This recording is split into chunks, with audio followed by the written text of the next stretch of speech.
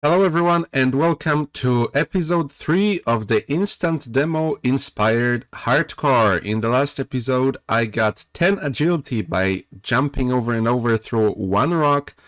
So that means we have officially unlocked the Draynor agility course, which I'm gonna run right now. And we can use it to get like 15 times the XP of the rocks that I used previously. And the goal is to get level 51 agility, switching to Varrock course at level 30, because 51 unlocks the pipe that leads to the Edgeville dungeon from Varrock sewers, and of course I failed the first one.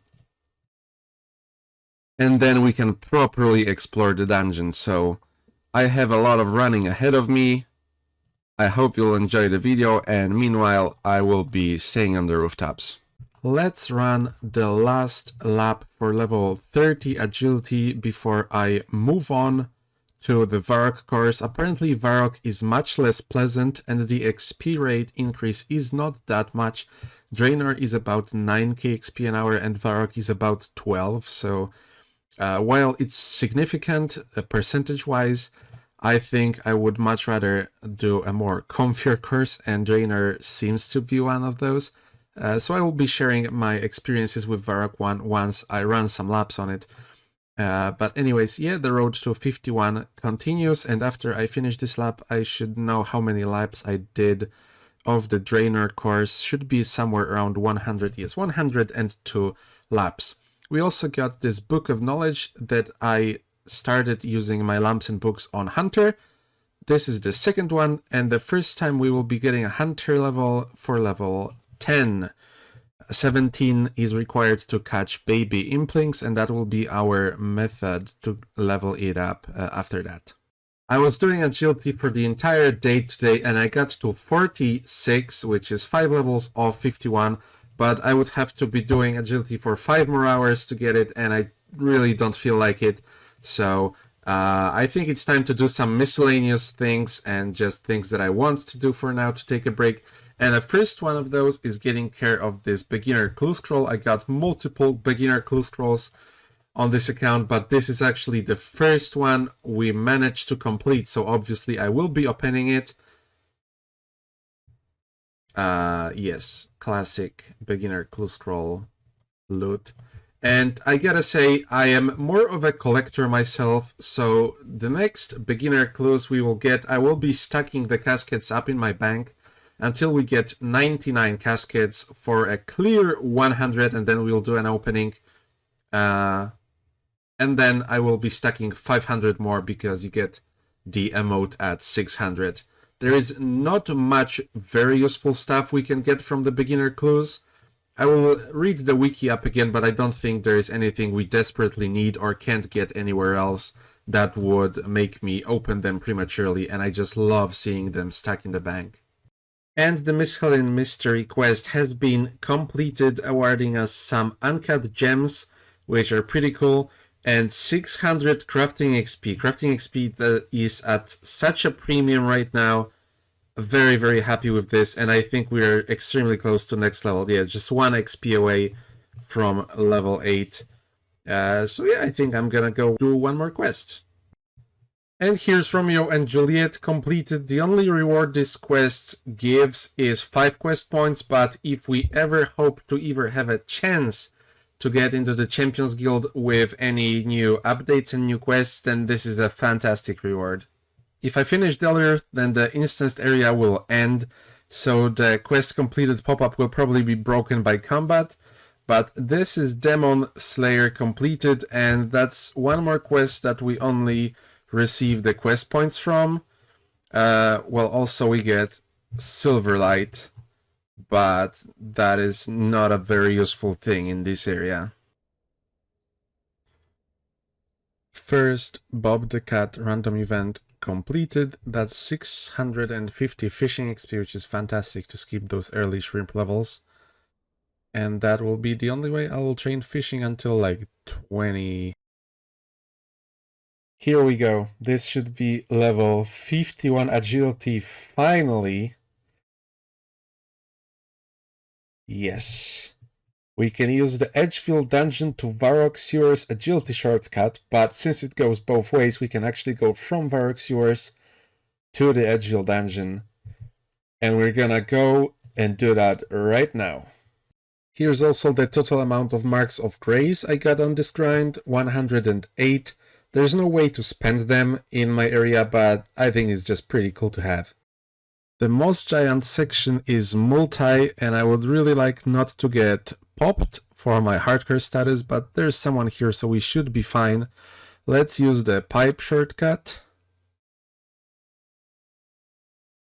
And here we are. So let's quickly explore the area. First, here's Vannaka, that I will be trying to get a task from at 40 combat, but he also sells some other stuff.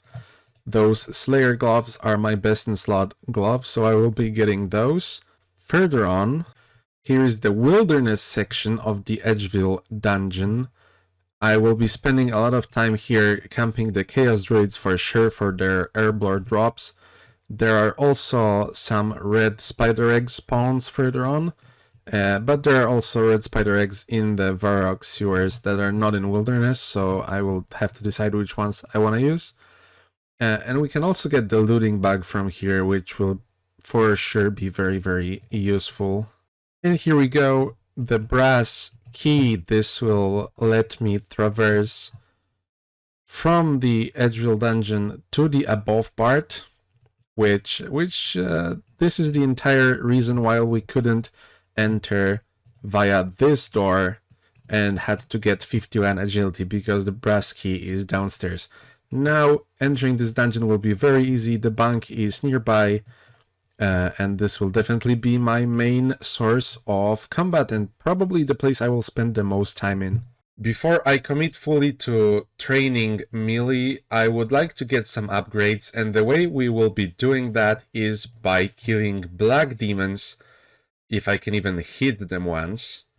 So I got 1,000 casts of Fire Strike, and we will see if that even there's any point on killing them. They have a couple interesting drops. They have a Mithril Kite Shield, they have a Rune Med Helm, a Rune Chain Body, and a Black Axe, so I want all of those.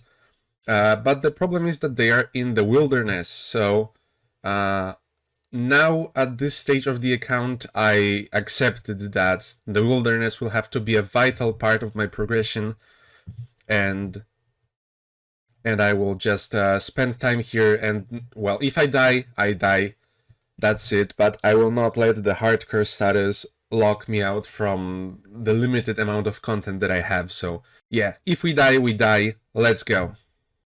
Second kill, we got our looting bag, and I average about, let's say, 50 runes per kill, so we are doing pretty okay, and this is definitely realistic to get those upgrades.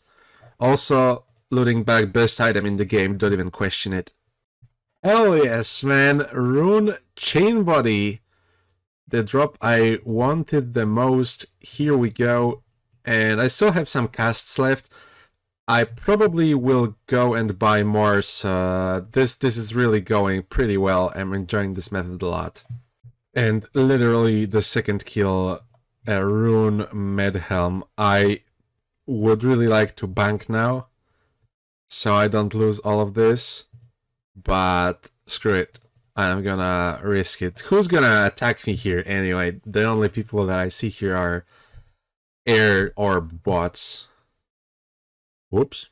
I'm back here for round 2 of Black Demons, and we got the Mithril Kite Shield, which means we got all of the 1 in 128 drops, but we still don't have the Black Axe, which is 1 in 64.